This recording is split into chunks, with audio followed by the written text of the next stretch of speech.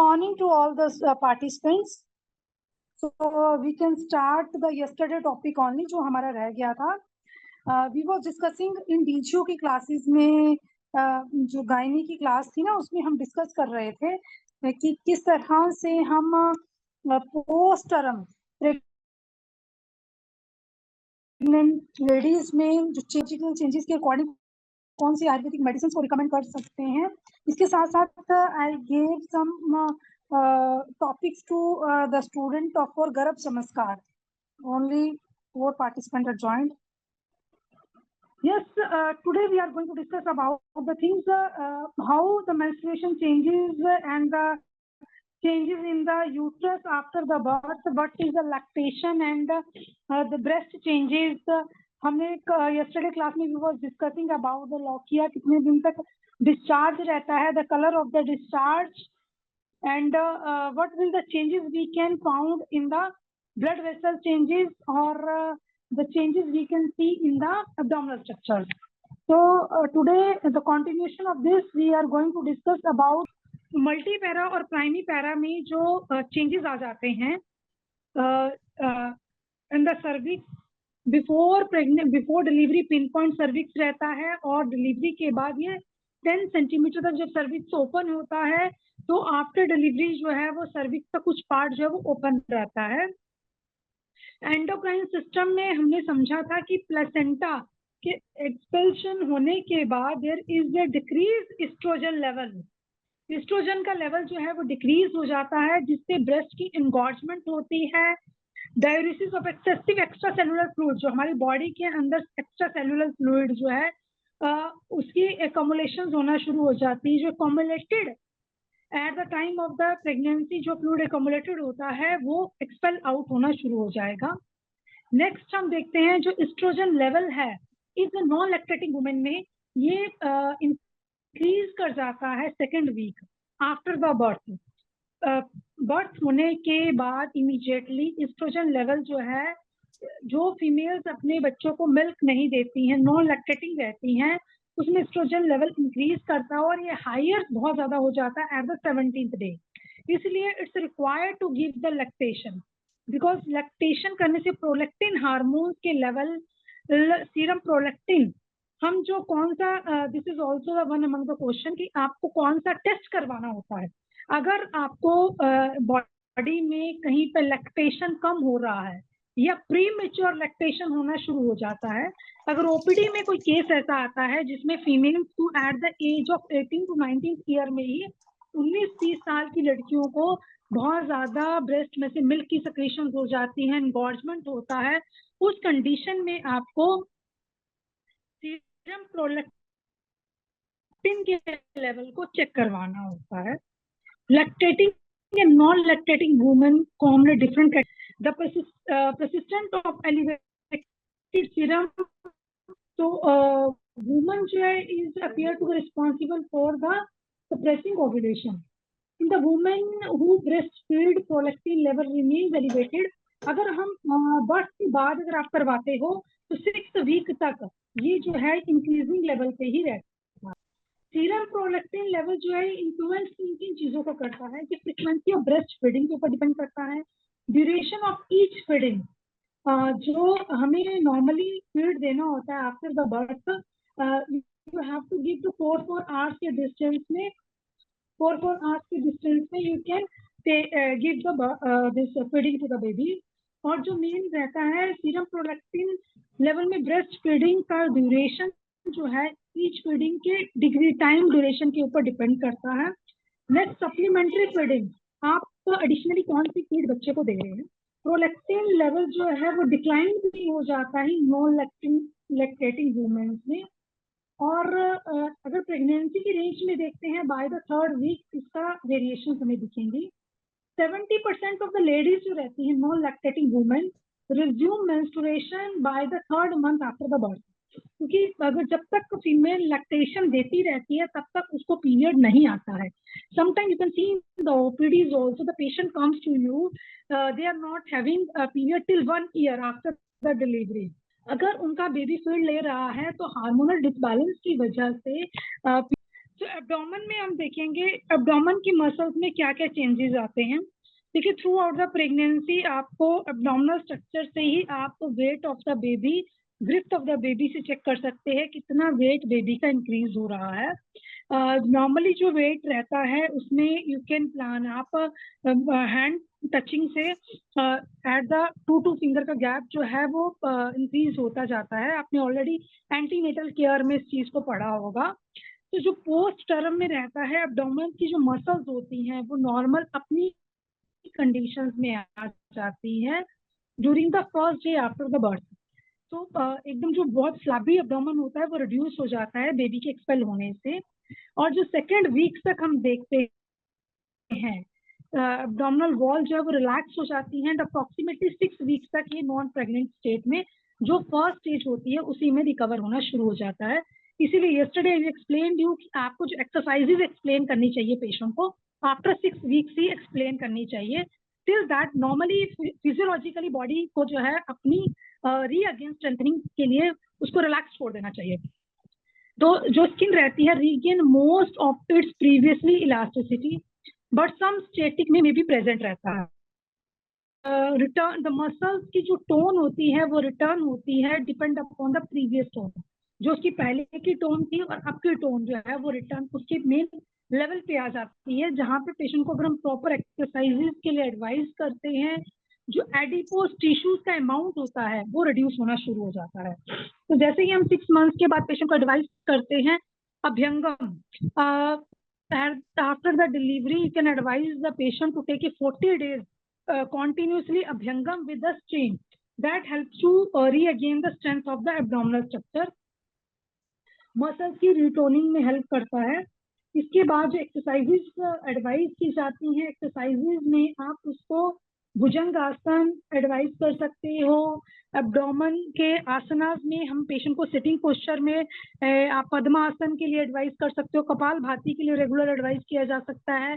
और अगर caesarean section है तो 6 मंथ्स के बाद ही हम पेशेंट को कपाल भाती के लिए एडवाइस करेंगे। Till that patient can do the padmasana कर सकता है और अनुलोम विलोम ब्रीथिंग एक्सरसाइजेस पे मेन फोकस कर सकता है, because all these exercises help to regain the mental strength मतलब mental strength जो डिप्रेस्ड स्टेज हो जाती है प्रेगनेंसी के दौरान या आपकी फीमेल्स में जो प्रॉपर नींद पूरी ना होने की वजह से कॉम्प्लिकेशंस हो जाती हैं, तो उन सब लेवल को ये मेंटेन करता है, मेंटली आपको स्ट्रेंथनिंग देगा। तो एब्डोमिनल में you can advise the patient to the abdominal exercises. उसमें नौकासन आप एडवाइस कर सकते हो। इसके साथ साथ forward bending of abdominal muscles की फॉरवर्ड बेंडिंग को हेल्प कर सकते हो। वॉक कर सकती है पेशेंट 20 मिनट्स का मॉर्निंग इवनिंग। इसके साथ साथ जुम्बा का एक्सरसाइजेज जो आजकल बहुत ही फेमस है, they can do that also. So we can plan for the 7 days regime को भी हम बना सकते हैं, जिसमें 2 days फिजिकल एक्सरसाइजेज रहेंगी। 2 days आप पेशेंट को एडवाइस करिए वो प्राणायाम के साथ आसनास को परफॉर्म करें। वीकली वंस जो है उसको कुछ डांसिंग एक्सरसाइजेज एडवाइस की जा सकती हैं। और लास्ट की जो 2 days रहते हैं उसमें रिलैक्सेशन एक्सरसाइजेज रहती हैं, जिसमें आसना के फॉर्म्स में बिल्कुल इजी वाले आसना, सूक्ष्म व्यायाम ये एडवाइस किया जाता है, जिससे बॉडी की मूवमेंट्स को हम इंक्रीज करें और मेंटल और फिजिकल लेवल को मेंटेन करके लेके आए। नेक्स्ट आता है यूरिनरी सिस्टम। यूरिनरी सिस्टम को हम जब चेक करते हैं ये डिमिनिश कर देता है हमारे स्टीरॉयडल लेवल को आफ्टर द बर्थ। अब इसको एक्सप्लेन करते हैं, ये रिड्यूस करता है हमारे रीनल फंक्शन को, and that occur during the puerperium. जो परप्यूरियम के दौरान होने वाली चीजें हैं ये उस लेवल को रिड्यूस करता है, डिमिनिश करता है स्टीरॉयडल लेवल को बर्थ के इमीडिएटली बाद, रिड्यूस करता है renal function that occur during the puerperium. Urine components में हम देखते हैं सबसे पहले BUN level increase during the perpurium as the autolysis of the involuting uterus occurs.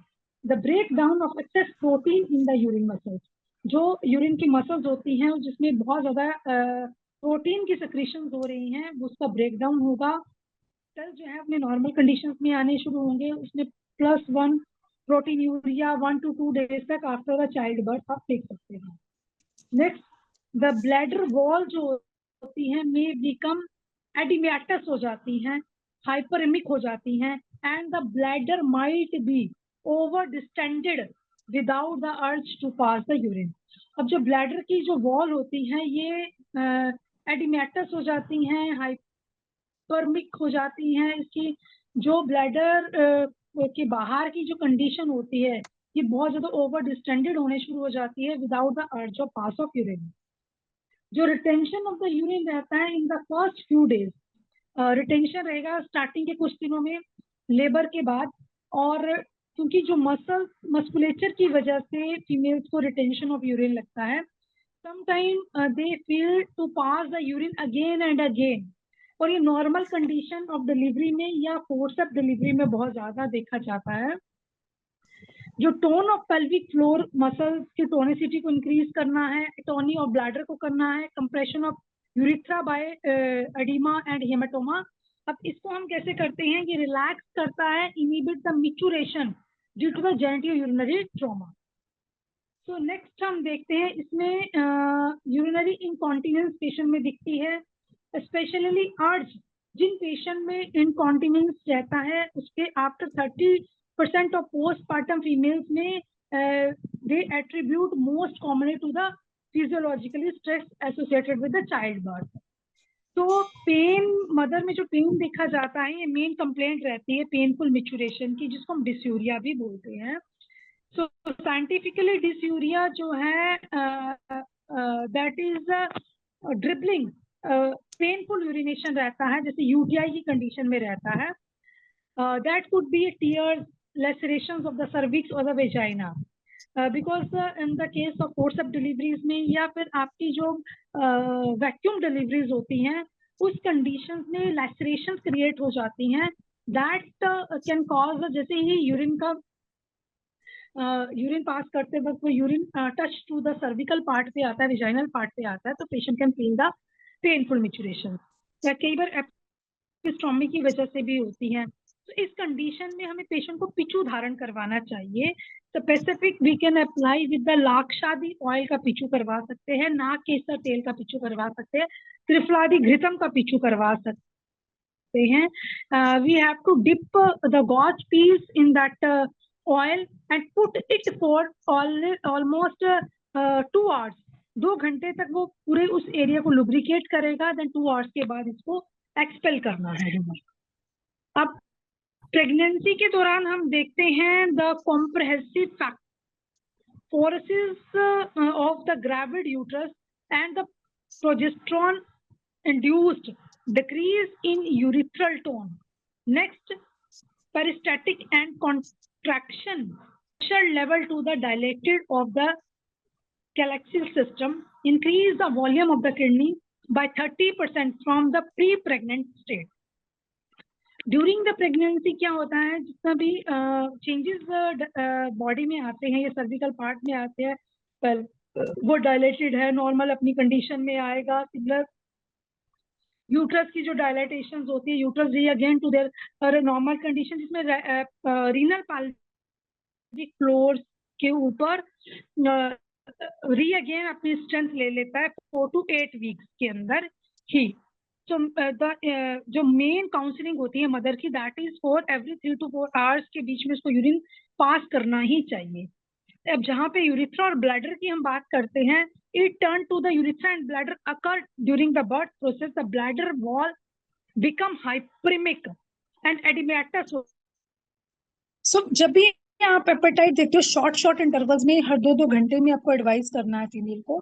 Bowel evacuation की बात करते हैं, जो स्पॉन्टेनियसली बॉवल इवैक्यूएशन है ये डिलेड हो जाता है 2 से 3 दिन के बाद चाइल्ड बर्थ के। And this can be explained bye decreased muscle tone. जो लोअर एब्डोमेन की टोन मसल्स होती हैं उसकी टोनिसिटी कम हो जाती है, जिससे इंटरस्टिशियल ड्यूरिंग लेबर और लैक ऑफ फूड की वजह से या डिहाइड्रेशन की वजह से हो सकता है। मदर में भी डेवलप फ्लैटुलेंस और constipation due to interstitial induced by relaxing in the circulation. Next, so त्रिकट्टू चूर्ण को आप एडवाइस कर सकते हो पेशेंट को, या पंचकोल चूर्ण को भी दे सकते हो कि डाइटरी हैबिट में हमें कुछ ऐसा उसको ऐड ऑन करना है, ग्वास्टिक ऐड करना है, that help to increase the this appetite के लेवल को इंक्रीज करता है। जस्ट वी कैन से दीपन पाचन ड्रग्स। सो इनिशियली डिलीवरी के बाद इमीडिएटली ही आप उसको पंचकोल चूर्ण, नागकेसर का चूर्ण, त्रिकटु चूर्ण, चित्रकादिवटी for the digestion to again the digestive system, तो उसमें हम ऐड ऑन कर सकते हैं। ठीक है, नेक्स्ट जो सिम्टम्स आते हैं that is a vital signs. Vital signs में आप क्या क्या देख सकते हो? First, temperature. So vital signs में टेम्परेचर जो स्लाइटली एलिवेटेड हो जाता है 0.5 degree for the first 24 hours, जो स्टार्टिंग के 24 आवर्स रहते हैं,